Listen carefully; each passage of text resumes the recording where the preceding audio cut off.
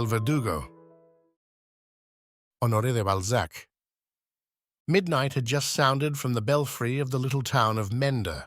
At that moment, a young French officer, who was leaning over the parapet of a long terrace which ran along the edge of the gardens of the castle of Menda, seemed to be sunk in meditation more profound than was natural to the carelessness of military life. But it must be said at the same time that hour, place, and night were never more propitious to meditation. The clear sky of Spain spread an azure dome overhead. The sparkling of the stars and the soft light of the moon lit up a delightful valley, which unrolled itself invitingly at his feet. By supporting himself upon an orange tree in blossom, the Major could see, 100 feet below him, the town of Menda, which seemed to have taken shelter from the north winds at the foot of the rock upon which the castle was built. Turning his head, he could observe the sea, its shining waters framing the prospect in a broad sheet of silver. The castle was lit up, the merry tumult of a ball, the strains of the orchestra, the laughter of some officers and their partners reached his ears, blended with the distant murmur of the waves. The coolness of the night imparted a sort of energy to his body, fatigued by the heat of the day. And finally, the garden was planted with shrubs so odoriferous and flowers so sweet that the young man felt as if plunged in a bath of perfumes. The castle of Menda belonged to a grandee of Spain, who, together with his family, was then in residence. All that evening the elder of his daughters had regarded the officer with an interest characterized by such sadness that the sentiment of compassion expressed by the Spaniard might well have been the cause of the Frenchman's reverie. Clara was beautiful, and although she had 3 brothers and a sister, the Marquis of Leganés's possessions seemed considerable enough to lead Victor Marchand to believe that the young lady would have a rich dowry. But how presume to think that the daughter of an old man, the vainest in all Spain of his nobility, would be bestowed on the son of a Parisian grocer? Moreover, the French were hated. The Marquis having been suspected by General G.T.R., who was governor of the province, of organizing a movement in favor of Ferdinand VII, the battalion commanded by Victor Marchand had been stationed in the little town of Menda to overawe the neighboring districts, which owed allegiance to the Marquis of Leganés. A recent dispatch from Marshal Ney had given reason to apprehend that the English might shortly attempt a landing on the coast, and had pointed out the Marquis as a man who kept in communication with the cabinet in London. So, in spite of the good reception which the Spaniard had given to Victor Marchand and his soldiers, the young officer was constantly on his guard. As he made his way to the terrace, from which he intended to examine the state of the town and the districts committed to his oversight, he had asked himself how he ought to interpret the friendliness which the Marquis had never ceased to display towards him, and how the tranquillity of the country could be reconciled with his general's disquietude. But for the last minute, these thoughts had been driven from the young officer's head by a sense of prudence and by a very legitimate curiosity. He had just observed a considerable number of lights in the town. In spite of it being the feast of St. James, he had ordered only that very morning that fires were to be put out at the hour prescribed by his regulations. The castle alone had been exempted from this measure. He could see here and there the gleam of the bayonets of his soldiers at their usual posts, but the silence was most solemn, and nothing announced that the Spaniards were overcome by the intoxication of a feast. After trying to discover a reason for this infringement of which the townspeople were guilty, he found their contravention all the more mysterious and incomprehensible that he had left officers in charge of the night police and the rounds. With the impetuosity of youth, he was proceeding to slip through a gap in order to descend the rocks rapidly, and thus arrive sooner than by the ordinary road at a small post, stationed at the entrance to the town on the castle's side, when a slight noise arrested him in his course. He thought he heard the gravel of the walk crunch beneath a woman's light footstep. He turned his head and saw nothing, but his eye was arrested by the extraordinary brightness of the ocean. There, all of a sudden, he perceived a sight so ominous that he stood motionless with surprise and refused to believe his senses. The silvery rays of the moon enabled him to distinguish some sails at a considerable distance. He trembled and sought to convince himself that this vision was an optical delusion produced by the fantastic tricks of waves and moon. At that moment, a hoarse voice uttered the name of the officer who looked towards the gap, and there saw the head of the soldier whom he had ordered to accompany him to the castle slowly emerge. "Is that you, Commandant?" "Yes. What is it?" was the whispered response of the young man, whom a sort of presentiment warned to proceed with secrecy. "Those rascals down there are as restless as worms, and I hasten, with your leave, to report some little things I have observed." "Speak," answered Victor Marchand. "I have just been following a man from the castle who came this way with a lantern in his hand. A lantern is terribly suspicious.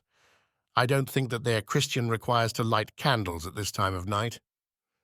They mean to do for us, says I to myself, and I set about examining his heels. And so, Commandant, I discovered a pretty heap of faggots on a rock 2 or 3 steps away."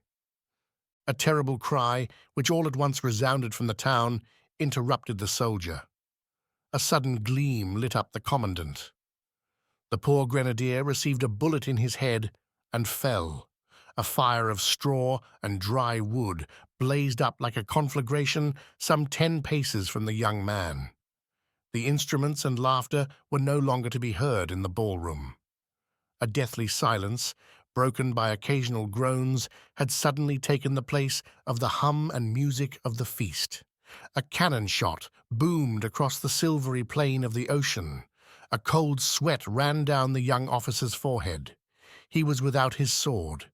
He understood that his soldiers had perished and that the English were about to land. He saw himself dishonored if he lived. He saw himself brought before a court-martial. Then with his eye he measured the depth of the valley and was about to dash himself down, when at that moment Clara's hand seized his. "Flee," she said. "My brothers are coming behind me to kill you. At the foot of the rock yonder you will find Juanito's Andalusian. Go!" She pushed him away. The young man gazed at her in stupefaction for one moment, but soon obeying the instinct of self-preservation, which never forsakes any man, even the bravest, he dashed into the park in the direction indicated and ran over rocks which only the goats had trodden hitherto. He heard Clara calling to her brothers to pursue him. He heard the steps of his assassins. He heard the bullets from several discharges whistle past his ears. But he reached the valley, found the horse, mounted it, and disappeared with the rapidity of lightning. Some hours later, the young officer arrived at the quarters of General Gutar, whom he found at dinner with his staff. "I bring you my head," exclaimed the major as he made his appearance, pale and disordered. He sat down and related the horrible adventure. His recital was received with appalling silence. "I consider you more to be pitied than blamed," the terrible general at length replied. "You are not answerable for the Spaniard's crime, and provided the marshal does not decide otherwise, I acquit you." These words afforded but very slight consolation to the unfortunate officer. "When the emperor hears about it," he exclaimed. "He'll want to have you shot," said the general, "but we shall see. Now let us say no more about it," he added sternly, "except to exact a vengeance that will strike salutary terror into this country where they make war like savages." An hour later, a whole regiment of infantry, a detachment of cavalry, and a train of artillery were on the march. The general and Victor marched at the head of the column. The soldiers, aware of the massacre of their comrades, were possessed with a fury without bounds. The distance which separated the town of Menda from the general headquarters was covered with miraculous rapidity. On the line of march, the general found whole villages under arms. Each of these miserable places was surrounded and its inhabitants decimated. By some inexplicable fatality, the English ships had remained hove to without advancing, but it was learned subsequently that these vessels had nothing on board but artillery and had outsailed the other transports. Thus the town of Menda, deprived of its expected defenders, whom the appearance of the English sails had seemed to promise, was surrounded by the French troops almost without a blow being struck. The inhabitants, seized with terror, offered to surrender at discretion. With that devotion, instances of which have been not uncommon in the peninsula, the assassins of the French, foreseeing from the notorious cruelty of the general that Menda would perhaps be committed to the flames and the inhabitants put to the sword, proposed to denounce themselves to the general. He accepted their offer on condition that the inmates of the castle, from the humblest serving man to the marquis, should be delivered into his hands. This capitulation having been agreed to, the general promised to show mercy to the rest of the inhabitants and to prevent his soldiers from pillaging or setting fire to the town. An enormous fine was imposed, and the richest inhabitants gave themselves up as prisoners to guarantee its payment, which had to be effected within 24 hours. The general took all precautions necessary for the safety of his troops, saw to the defense of the district, and refused to billet his soldiers. After seeing them encamped, he went up to the castle and took it into military occupation. The members of the Leganés family and the domestics were kept carefully under observation, bound, and shut up in the hall where the dance had taken place. From the windows of this apartment, the terrace, which commanded the town, could easily be seen. The staff took up its quarters in an adjoining gallery, where the general at once held a council upon the measures to be taken to oppose the disembarkation. After having dispatched an aide-de-camp to Marshal Ney and ordered batteries to be established on the coast, the general and his staff proceeded to deal with the prisoners. 200 Spaniards, whom the inhabitants had surrendered, were shot out of hand on the terrace. After this military execution, the general ordered as many gallows to be erected as there were persons in the hall of the castle, and the town executioner to be sent for. Victor Marchand took advantage of the time until dinner to visit the prisoners. He was not long in returning to the general. "I come," he said with emotion, "to ask you some favors." "You," retorted the general in a tone of bitter irony. "Alas," Victor responded, "they are sad favors I ask. When the Marquis saw you plant the gallows, he hoped that you would change the punishment to be inflicted on his family and begs you to cause the nobles to be beheaded." "Very well," said the general. "They ask also to be allowed the consolations of religion and to be set free from their bonds. They promise not to attempt to escape." "I agree to that," said the general, "but you are responsible to me for them." "The old man also offers you all his fortune if you will pardon his youngest son." "Indeed," replied the general, "his estate already belongs to King Joseph." He stopped. A look of contempt wrinkled his brow, and he added, "I'll do more than he desires.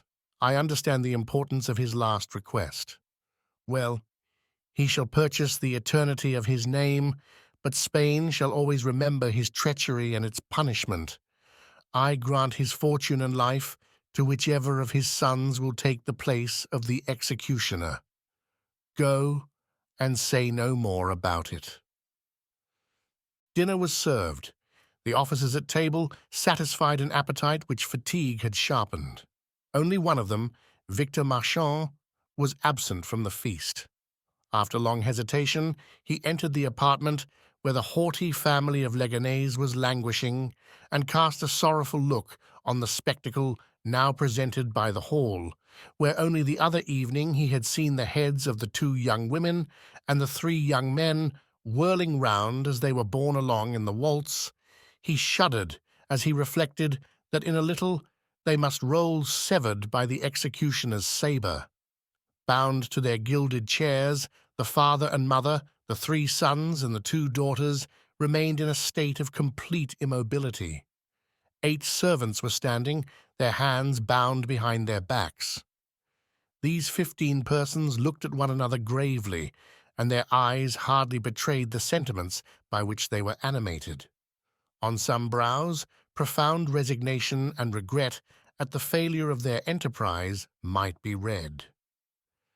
Some motionless soldiers guarded them and respected the grief of those cruel enemies. An expression of curiosity animated their visages when Victor made his appearance. He gave the order to unbind the prisoners and himself proceeded to unfasten the cords which held Clara a prisoner in her chair. She smiled sadly. The officer could not help coming in contact with the young woman's arms, while he admired her black hair and her supple form. She was a true Spaniard. She had the Spanish complexion, the Spanish eyes, with long curved lashes and a pupil blacker than the raven's wing. "Have you succeeded?" she asked, addressing him with one of those mournful smiles in which there is still some vestige of the young girl. Victor could not restrain himself from groaning. He looked at the three brothers and Clara one by one. The first, and he was the eldest, was 30 years old. Short, rather badly built, with a proud and disdainful expression, he was not without a certain nobility of manner and seemed no stranger to that delicacy of sentiment which once rendered Spanish gallantry so celebrated. He was called Juanito. The second, Philip, was aged about 20. He resembled Clara. The youngest was 8 years old. In Manuel's features, a painter would have found something of that Roman constancy which David has bestowed upon the children in his Republican scenes. The old Marquis had a head covered with white hair, which looked as if it had come out of one of Murillo's pictures. At the sight, the young officer shook his head in despair of seeing the general's bargain accepted by any one of those personages. Nevertheless, he ventured to confide it to Clara. At first the Spaniard shivered, but in an instant she recovered calmness and went and knelt before her father. "Oh," she said to him, "make Juanito swear that he will obey faithfully the orders which you will give him, and we shall be content." The Marchioness trembled with expectation, but when she bent over to her husband and heard Clara's horrible confidence, the mother fainted. Juanito understood all. He sprang up like a caged lion. Victor took upon himself to dismiss the soldiers after having obtained an assurance of perfect submission from the Marquis. The domestics were led out and delivered to the executioner, who hanged them. When the family were observed by none but Victor, the old father rose. "Juanito," he said. Juanito made no response, but an inclination of the head, which was equal to a refusal, fell back in his chair and regarded his parents with a dry and terrible eye. Clara came and sat on his knee and began gaily.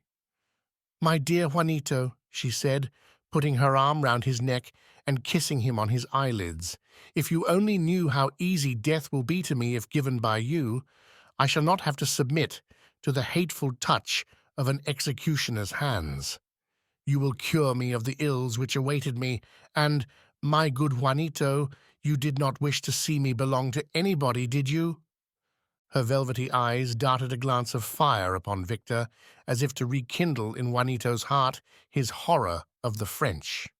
"Be brave," his brother Philip said, "or else our race, which is almost royal, will be extinguished." Suddenly Clara rose. The group which had formed about Juanito broke up, and the son, justifiably mutinous, saw erect before him his old father, who exclaimed solemnly, "Juanito, I command you." The young man remained motionless. His father fell on his knees. Involuntarily, Clara, Manuel, and Philip followed his example. All stretched out their hands to him who should save their family from oblivion, and seemed to repeat these words of their father. "My son, will you prove lacking in Spanish energy and right feeling? Do you wish me to remain long on my knees, and ought you to consider your own life and your own sufferings? Is this my son, madam?" added the old man, turning to the Marchioness. "He consents!" exclaimed his mother in despair, observing Juanito move his eyebrows in a fashion of which only she understood the significance. Mariquita, the second daughter, knelt and clasped her mother in her feeble arms, and, as she wept scalding tears, her little brother Manuel came to scold her. At that moment, the almoner of the castle entered. He was at once surrounded by the whole family. They led him to Juanito. Unable to endure the scene any longer, Victor made a sign to Clara and hastened to go and try a last effort with the general. He found him in good humor in the middle of the feast and drinking with his officers, who were beginning to exchange merry remarks. An hour later, 100 of the most notable inhabitants of Menda came up to the terrace, according to the general's orders, to be witnesses of the execution of the family of Leganés. A detachment of soldiers was posted to keep back the Spaniards, who were drawn up beneath the gallows on which the Marquis's domestics had been hanged. The heads of the townsmen almost touched the feet of those martyrs. 30 paces distant from them, a block rose, and a scimitar gleamed. The executioner was there in case of a refusal on the part of Juanito. Soon, amid the most profound silence, the Spaniards heard the footsteps of several persons, the measured sound of the march of a picket of soldiers, and the slight rattle of their muskets. These different sounds were blended with the merry accents from the officers' mess, as the dance music of the ball had disguised the preparations for the sanguinary treachery of the other night. All eyes were turned towards the castle, and they saw the noble family advancing with incredible firmness. Every brow was calm and serene. One man only, pale and in disorder, leaned on the priest, who expended all the consolations of religion on this man, the only one who was to live. The executioner understood, as did everyone else, that Juanito had taken his place for a day. The old Marquis and his wife, Clara, Mariquita, and their 2 brothers, came and knelt a few paces from the fatal spot. Juanito was led by the priest. When he arrived at the block, the executioner, taking him by the sleeve, drew him aside and gave him probably some instructions. The confessor placed the victims in such a position that they could not see the executions. But they were true Spaniards and held themselves erect and unfaltering. Clara darted first to her brother. "Juanito," she said to him, "have pity on my want of courage, and begin with me." At that moment, the precipitate steps of a man resounded. Victor arrived on the place of this scene. Clara had already knelt down. Her white neck invited the scimitar. The officer turned pale, but he found strength to hasten up to her. "The general grants you your life if you will marry me," he said to her in an undertone. The Spaniard darted a look of contempt and pride at the officer. "Go on, Juanito," she said in deep accents. Her head rolled at Victor's feet. The Marchioness of Leganés let a convulsive movement escape her when she heard the sound. It was the only sign of her grief. "Am I right like this, my good Juanito?" was the demand which little Manuel made of his brother. "Ah, you weep, Mariquita," said Juanito to his sister. "Oh, yes," responded the young girl. "I am thinking of you, my poor Juanito. You will be very unhappy without us." Soon the tall figure of the Marquis appeared.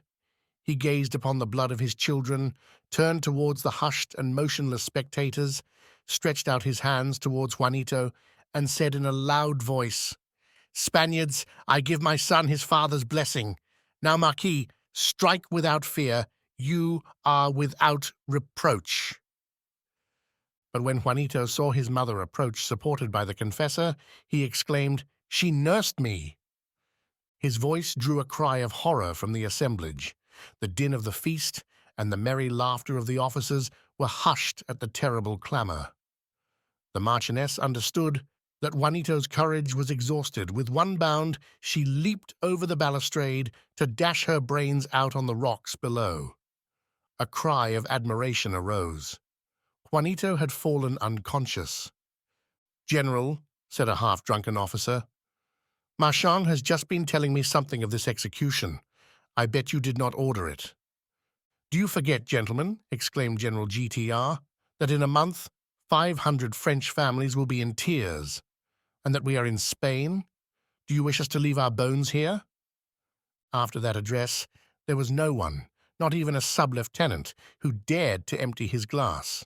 Nay, in spite of the respect with which he is everywhere regarded, in spite of the title of El Verdugo, the executioner, which the King of Spain has granted as a title of honor to the Marquis of Leganés, he is consumed by regrets, he lives in retirement, and shows himself rarely. Bowed down by the burden of his splendid crime, he seems to be waiting impatiently until the birth of a second son gives him the right to rejoin the shades who accompany him incessantly.